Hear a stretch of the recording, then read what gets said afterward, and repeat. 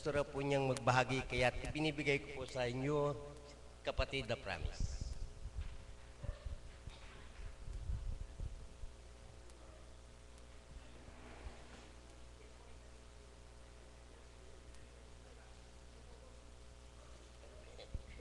Purihin ng Diyos. Palakpakan nga po natin ang buhay na Diyos.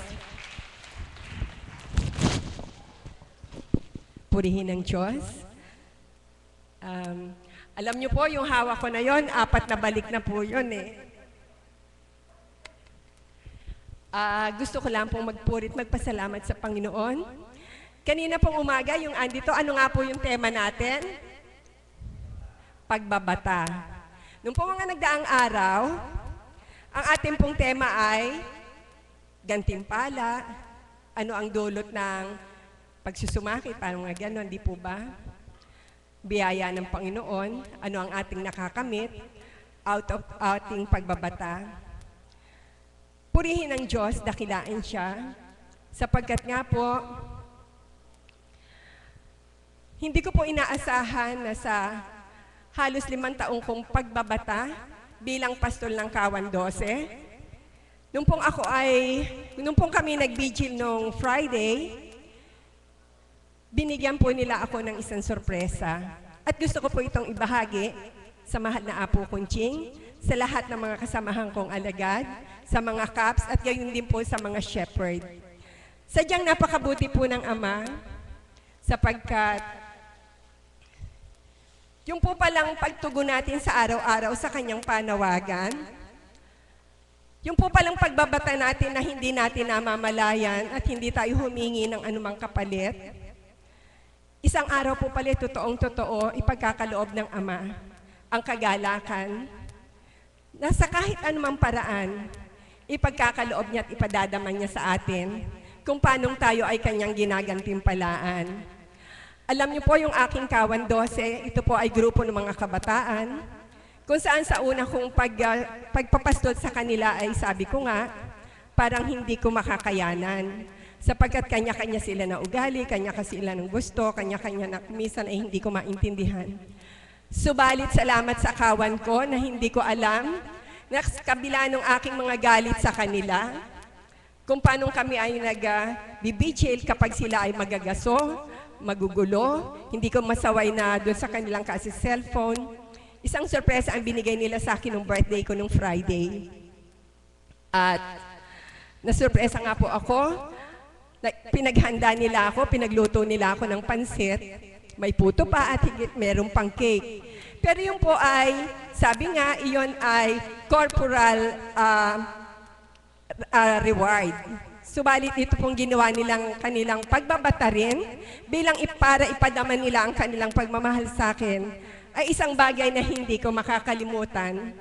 Sa pagpapastol ko sa kanila, every Friday, at sa pagtalima ako sa Ama, ng tao sa puso ko nang hindi ko namamalayan, kagalakan ay kanyang ibinigay. Gusto ko lang pong ipakita to, hindi po yung picture.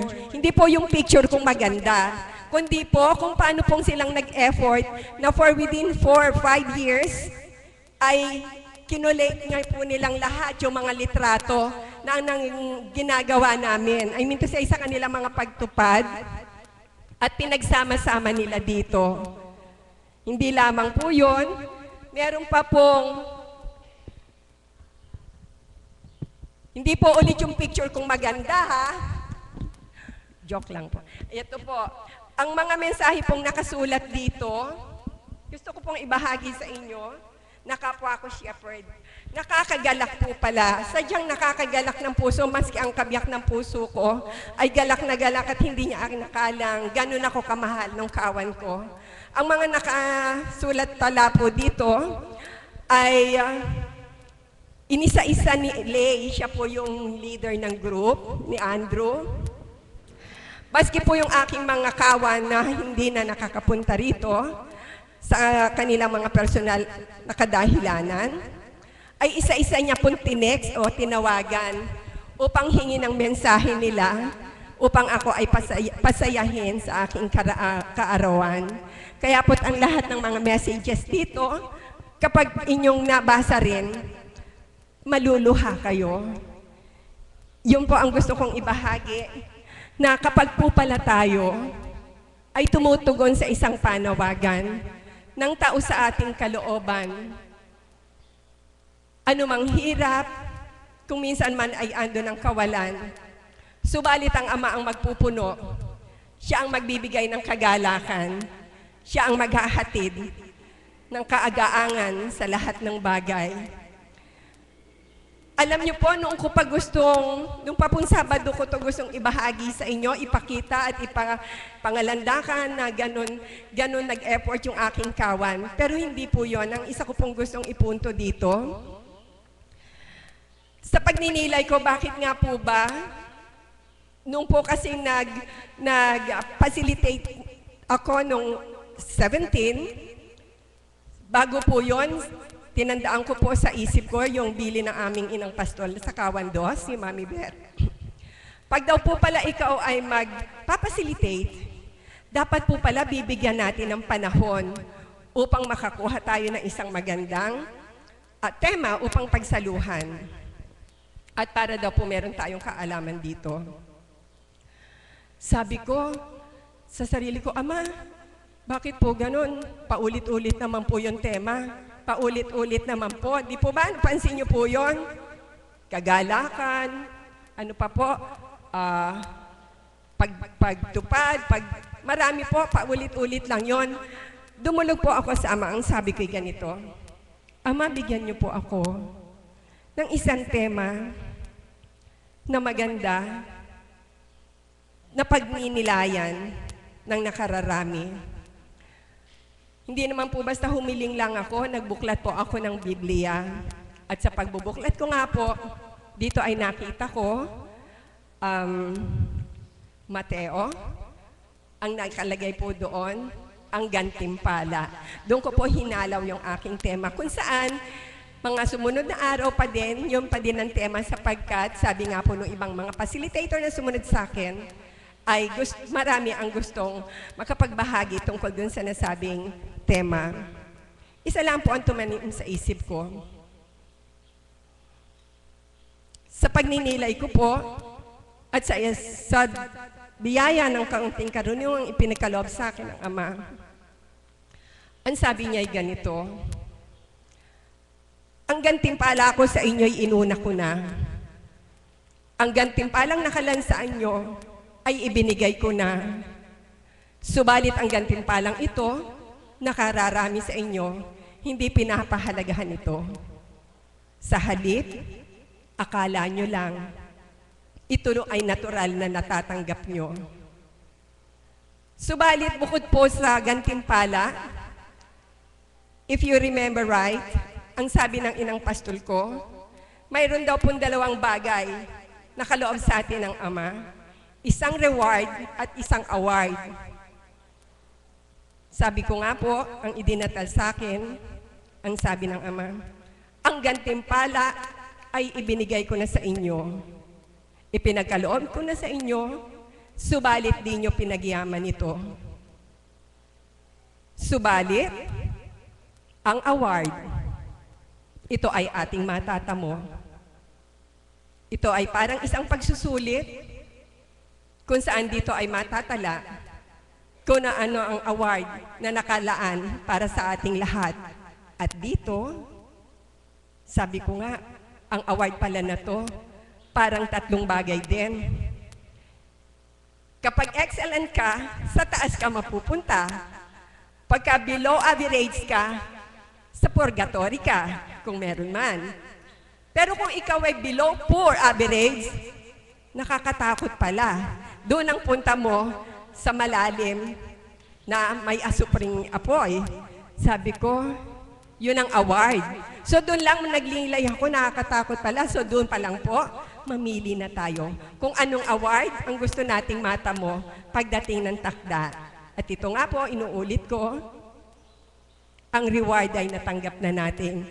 At ang reward na ito para sa akin ay ang reward na dako ako sa banal na gawaing ito, na ako ay inakay ng Panginoon, na ako ay nabuksan at tumanggap sa aking mga kahinaan, sa aking mga kasalanan.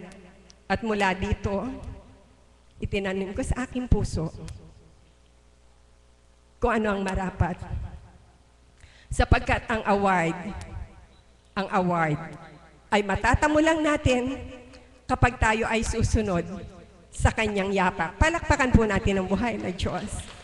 Yun lamang po at muli, sa bawat isang shepherd, nakagagalak po pala na kapag po pala tayo ay tumutugon sa ating panawagan without hesitation or whatever, higit pa sa galak ang ipagkakaloob sa atin ng Panginoon.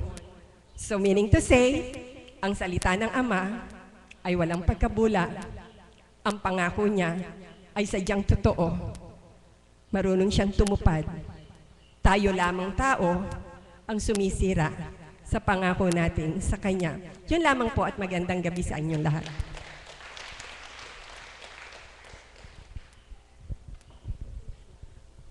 Napakagandang pagbabahagi ang ating narinig sa ating kapatid na Promise.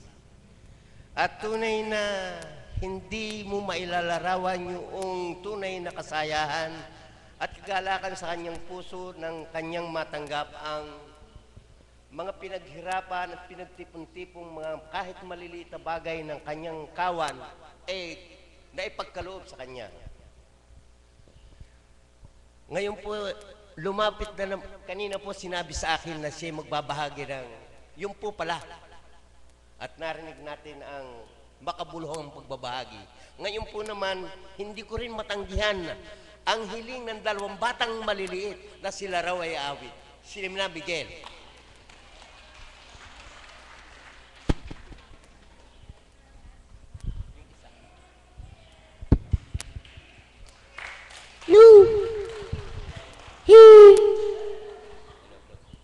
Lulu, Mike, Tess.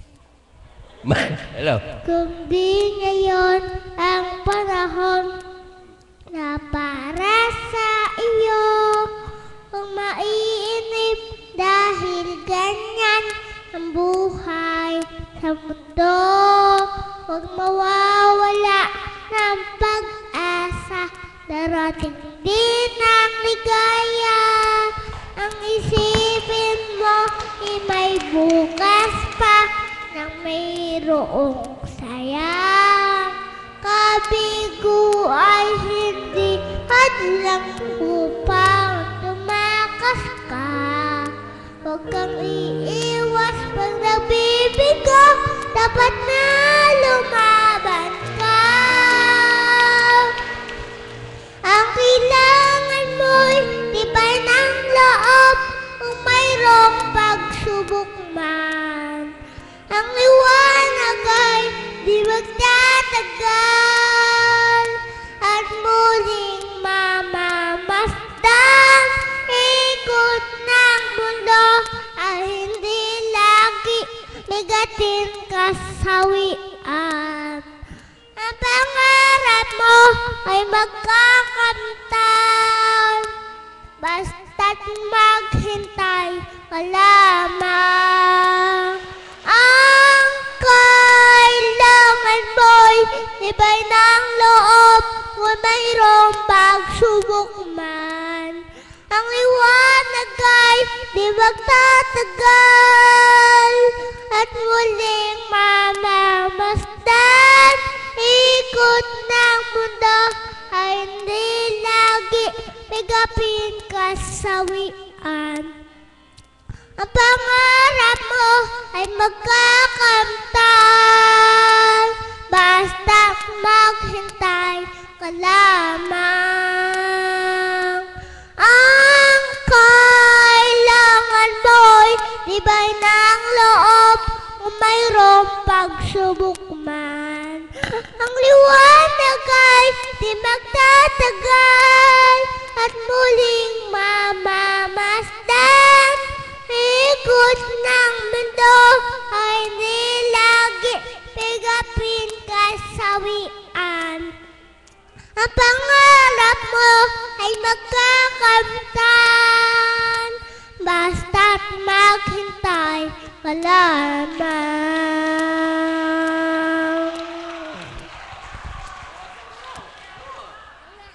Meron pa ba?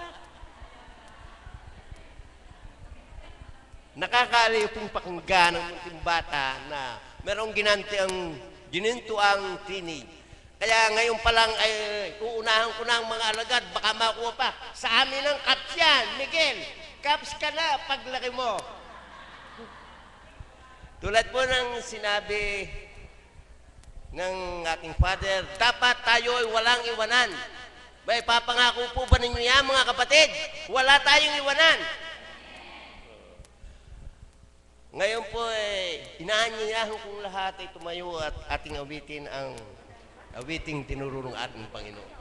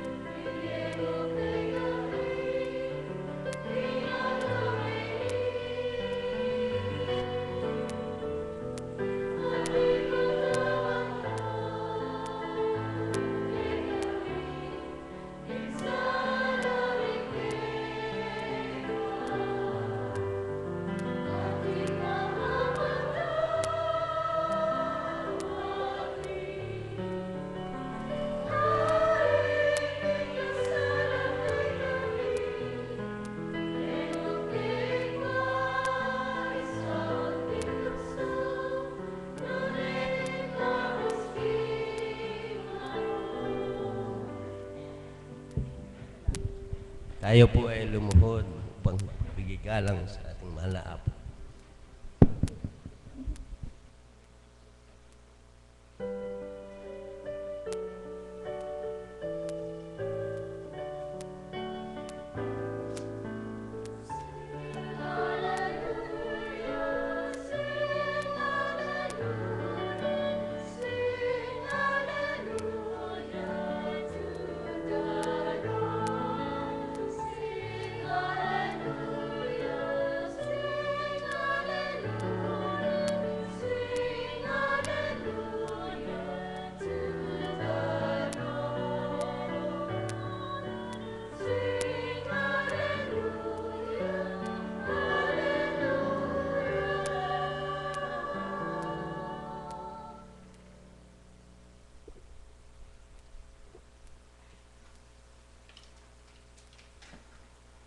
Sumainyo ang kapayapaan. Papuri at pasasalamat ay sa inyo, Panginoon. Kay buti ng Ama, kay dakila niya. Sa Kanya ang liwanag, sa Kanya ang buhay. Kaya't kung lahat sa Kanya ay susunod at tatanggap, liwanag ng buhay ay kakamtang ganap. Ang may pandinig ay nakarinig.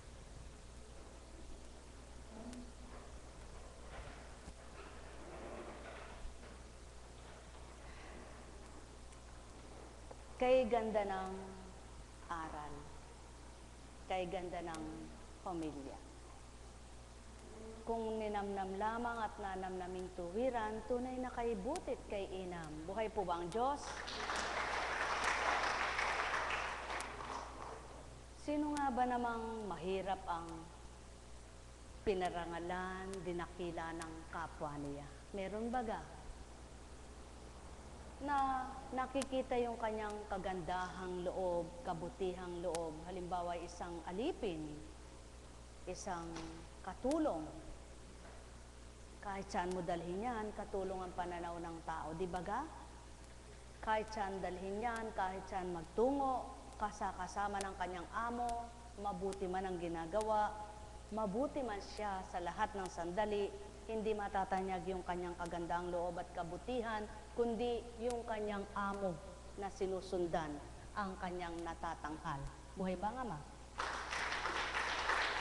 Ang tinitingala at minamasdan ng tao, kahit itong amo niya na ito'y kay sama, kahit itong amo niya na ito ay masama ang ugali, dahil ang amo niyang sinusundan ay may karangalan sa pananaw ng tao at may dangal, may kayamanan, nawawala ang mabuting ginagawa ng alipin. Buhay ba ang Diyos? Subalit sa Ama, iba siya.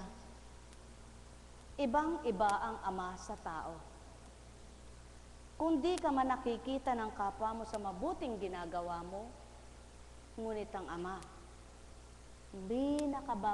may pinakamababa ka at napakababa mo man sa tanaw at pananaw ng kapwa mo, sa Kanya namay, tinataas ka niya. Buhay ba ang Ama? At siyaon ang pawang katotohanan na nais ng Amang kamtin ng mga anak niya upang hindi sila masaktan ang kalooban. Habang binababa ka ng kapwa mo, habang niyuyura ka ng pagkatao mo, lalong sumiglat mag-alab ang pagkilala mo at pagtanggap sa Kanya. Lalong sa palagay ng kapwa mo'y wala kang nagawa at di ka makagagawa at wala kang kakayahan at di mo makakaya, lalo mong ibigay sa Ama ang magagawa mo. Buhay bang Ama? Sapagkat, ano nga bang silbi, may karangalan ka man sa lupa kung sa Kanya na may wala kang karapatan. Kaya kung ito lamang ang magiging damdamin ng mga anak ng Ama, walang magmimiting iparangal ang sarili, pagdangal ang sarili, iangat ang sarili, kundi di baling nasa pinakamababa siya. At ang Ama naman ang nagtataas sa Kanya. Wala nang pinakamaligaya, kundi ang buhay ng ganitong uri ng tao. Buhay bang Ama? Sapagkat ang karangalan sa pangtao ay dito lamang sa lupa. Walang karangalang itatanghal ka hanggang sa langit kapag ikay tao lamang. Ngunit kapag ang nasumpungan mo ay ang karangalan ng Ama at kadakilaan niya, di ka man kilalanin, lubos at tanggapin, dito sa lupa ang Ama'y tanggap na tanggap Kanya sa takdang panahon na ikay mawawala sa lupa. Buhay ba ang Ama? Buhay ba ang Diyos? At siyaon ang pinaglalaanan at pinaghahandaan ng Ama ang mga anak niyang tuwirang, nais niyang masalikop, malikong, at mahandugan ng Kanyang tunay na kapuspusan. Nawa, maramdaman niyong lubos ang paghahari ng Ama. Nawa, makilala niyo siyang lubos at mapagdangal niyo ang Kanyang kadakilaan. Nawa'y patuloy niyo siyang maramdaman, makilala at ipagdangal. Ang may pandinig ay nakarinig. Buhay bang Ama?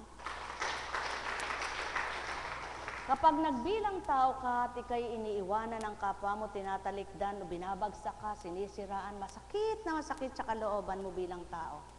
Subalit kung ang damdamin mo ay nasa Ama, wala ka nararamdaman ni ano.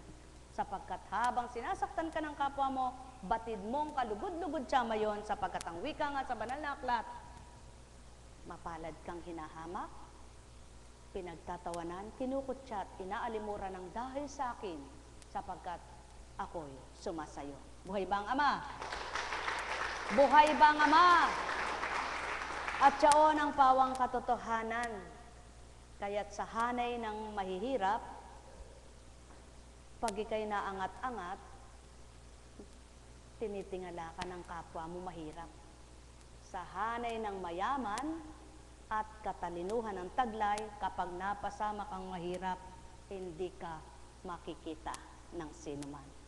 Maliban kung kapwa kayo may takot sa Ama at ang mga kapwa mo'y may kilalang Ama at kinikilala ang Ama. Doon, ano ka man, sino ka man, pinakamahirap ka man sa daigdig, hindi yaon ang minamasdan, kundi ang pinakikinggan at pinadadama yaong damdamin bilang mula sa Ama. Buhay bang Ama? At siyaon ang nais ng Ama, maging pantay ang pagmamahal, maging pantay ang damdamin, maging pantay ang pananaw yaong mula sa Kanya sa paghahari niya bilang anak na mga naririto sa lupa.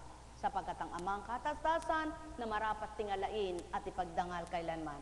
Ngunit ikaw, anak niya, magpakababa ka sa buong panahong nabubuhay ka sa lupa. Buhay bang Ama? Kaya pawang katotohanan, kapag ang kapwa mo ang pinakinggan mo, kapag naglingkod ka at gusto mo maglingkod, at ang sakit ng kalooban ng pinakiramdaman mo at dinama mo sa sarili mo, hindi ka makapagpapatuloy. Subalit kapag dinama mo ang pagmamahal ng Ama at kinilala mo yung Ama, ano bang hindi mo may sasadyad sa bawat araw? Kapag wala sa damdamin mo bilang tao ang masaktan at wala sa isip mo bilang tao ang mag-isip ng masama kahit kanino, kundi ang bawat araw mo'y ninanais mong makatalima, makasunod, makatupad ng dahilang Ama ang siyang nais mong ipagdangal. Ipagwagaywayan, ipakilala, at ipadama sa iyong kapwa. Ang may pandinig ay nakarinig. Sumainyong kapayapaan, pagharian kayong tuwiran, malubos ang kagalakan, kasiyahay inyong kamtan. Kaya't ang magkakaisa at nagkakaisa sa isang katotohanan, hindi nag-iwanan, hindi nagsisiraan. Pagkos patuloy na nagnanasang maging isang bisig lamang sila. Buhay bang Ama? At siyaon ang pawang katotohanan na nais at kalugod-lugod sa pananaw ng Ama, ang mga anak niya ay magkaisa sa isang panuntunan niya, kalooban niya, at kagustuhan niya. Sapagkat habang sinusunod tinatalima ng mga anak niyang magkakaisa sa kanya at magkakaisa sa nasa niya, magkakaisa sa layunin niya, nakikita at napapatotohanan ang kanyang kabutihang loob sa kanila. Buhay bang Ama? Kaya't ang bawat isa kung kinilala at kumilala na sa Ama, sila-sila, kayo-kayo, ang bawat isa ay may pagmamahala na. Ang may pandinig ay nakarinig. Sumainyong kapayapaan, pagharian kayong lubos. Sino ang nagagalak at nasisiyahan kung walang duming isip, kung walang nararamdaman? Kahit saan ka magtungo, kahit sinong kausap mo, kahit sinong karap mo, kahit sinong makasama mo, patag ka lamang, wala kang iniisip niya, no? Di ba't ikaw ang maligaya at masaya? At siyaon ang pawang katotohanan, kapag ang Espiritu ng Ama ay sumasa katawan ng tao, hindi alintana ang nasa paligid at sa harap ang talikod, kundi ang diretsong pagtahak sa mabuting daan, yaon ang nais na matahak. Ang may pandinig ay nakarinig. At siyaon ang pawang katotohanan, sapagkat habang nilalandas mo at tinatahak itong matuwid na daan na dulot ng Ama sa pamamagitan ng anak, lalo kang natatama at natutumpak ang buhay. Ang may pandinig, muli nakarinig. Buhay bang Ama? Buhay bang Ama? Tapat ba ang Ama? Totoo ba ang Ama? Diyos nga ba siya? Yan ang pawang katotohanan, dapat siya'y makilala ng lahat upang mawala na ang duming isip, mawala na ang duming pag-iisip, mawala na ang dilim, kundi mahawi lahat yaon at magliwanag, magkaroon ng unawang ganap. Ang may pandinig ay nakarinig. Buhay ba ang Diyos? Buhay ba ang Diyos? Tapat ba ang Diyos? Totoo ba ang Diyos? At siya nawa ang maging ganap sa bawat isa. Kaya, ang saya-saya ng isang tao na wala man siyang karapatan dito sa lupa para sa kanyang kapwa at sa kapaligiran niya at wala siyang pakialam na sinasadyad niya at sinasadyad siya ng Ama sapagkat siya ang kasama at tunay na kinikilala. Buhay ba ang Diyos? Buhay ba ang Ama? At siyaon ang nagpapakatotoo at nais magpakatotoo. Hindi palingalinga, hindi minamasdan kung ano ang kapaligiran, kundi ang diretsong tatahakin kung anong layon at nasa ng Ama na maging totoo at tapat siya sa tuwina. Ang may pandinig, muli nakarinig. Buhay nga ba ang Ama? Buhay nga ba ang Ama?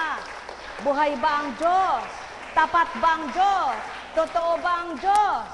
Kaya sa inyong lahat, di man kayo tanggaping ganap, kilalaning ganap sa inyong pananampalataya, sa inyong pananaw, anong dapat gawin? Ipaglaban ang katotohanan. Diretsong tahakin nyo ang tuwid na landas na dulot ng Kristo. Buhay ba ang Ama? Sapagkat napapatotohanan ng mabuting gawa at mabuting ginagawa ng tao, hindi ng kanyang kaparaanan at kaparaanan ng kapwa niya, kundi ng kaparaanan ng Ama sa patutoong siya'y suma sa kanya. Buhay ba ang Ama? At siyaon ang pawang katotohanan dito sa lupa, kikilalanin ka ng kapwa kung sila'y natutuwa, nasisiyahan sa iyong gawa. Subalit gaano man kabuti at kay ganda ng iyong ginagawa, kung di ka masisiyahan at di sila nasisiyahan, walang bali lahat siyaan.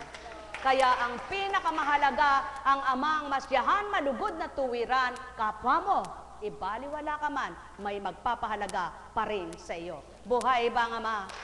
At siyaon ang pawang katotohanan, mas masarap magpahalaga ang Diyos na di nakikita. Mas masarap magbigay ang Diyos, Ama na buhay, nabubuhay kanino man. Mas masarap mag-alay ang tapat at totoo kanino man. Sapagkat ang Ama noon, ngayon at kailanman, marami siyang magagawa at may gagawin sa bawat saglit, ngunit ang kapwa mo, kapag siya'y nawala, wala ka nang aasahan sa Kanya. At siyaon ang pawang katotohanan, kaya ang lahat ay marapat sama kumilala, sama'y tumanggap, sama'y umasa sa Kanya ang lahat sa buhay ng sinuman. Kaya't sa inyong lahat, naway patuloy niyo siyang kilalanin, tanggapin, at ipapaunawa niya sa inyo ang tunay na kahulugan ng buhay at kaligtasan. Sumainyo ang kapayapaan, pagharian kayong tuwiran, malubos ang kasiyahan, sa tuwinay ito'y inyong kamtan. Alam kong may magagawa ang Ama. Alam kong may magagawa, nakasabong na ang Ama. Ayan, binigay na. Pagka winika niya, manalig ka na. Bawat araw, ako sa inyo naghihintay. Alam kong di ringgin kayo ng Ama. Alam kong di ringgin kayo ng Ama. Pagka winika niya, manalig ka na. Bawat araw, ako sa inyo may nakalaan. Mayroong magandang mangyayari sa inyo. Aking mga minamahal. Mayroong magandang mangyayari sa inyo. Manalig ay umangin at tanggapin. Alam kong may magagawa ang Ama. Alam kong may magagawa ang Ama. Pagka winika niya, manalig ka na. Bawat araw, ako sa inyo may nakalaan. Ganyan po sa inyo. Mayroong magandang mangyayari sa inyo. Aking mga minamahal. Mayroong magandang mangyayari sa inyo. Manalig o makina, tanggapin. Alam kong may magagawa ang Ama. Alam kong may magagawa ang Ama. Pagka winika niya, manalig ka na. Bawat araw,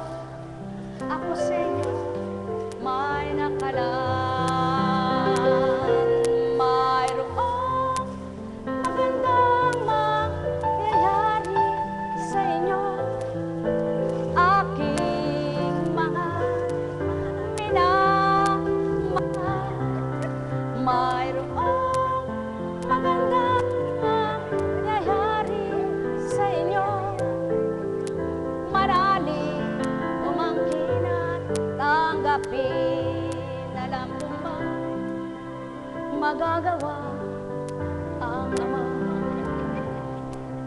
Alam kong may magagawa ang Ama. Pagkat winika niya, manalig ka na. Bawat araw ako sa inyo may nakalaan. Mayroon magandang mangyayari sa inyo, aking mga minamahal. Mayroong magandang mangyayari sa inyo, manalig umangkin at tanggapin. Naranasan nyo na ba ang maganda naman ang ginagawa nyo, tama naman ang sinasabi nyo, ngunit hindi kayo pinakikinggan at pinapansin ng kapwa nyo? Huwag kayong manghinawat, magsawang gumawa at tumupad sa mabuti nyong ginagawa, sinasabi, ituloy nyo kung ito ay pawang mabuti.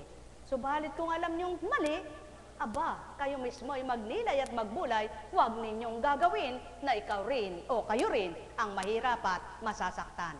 Sapagkat habang dinadangal mo ang Ama at pinagdarangal mo siya, siya na may tuwang-tuwa sa iyong anak niyang nagpapakababa sa kanya.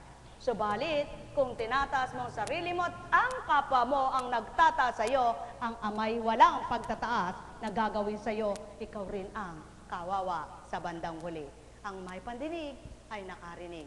Buhay bang Ama? Buhay bang Ama? Kaya napakasarap ang makiisa, magkaisa sa mabuting layon nasa ng Ama. Kaya sa inyong lahat, patuloy niyong tupdin gawin ang Ama, ang siyang hanapin, ganap niyong masumpungan. Pagpalain kayo sa pangalan ng Diyos Ama, Diyos Anak, Diyos Espiritu Santo. Magsihayo kayong may galak sa puso nyo. Matigib kayo ng tunay paghahari ng Ama.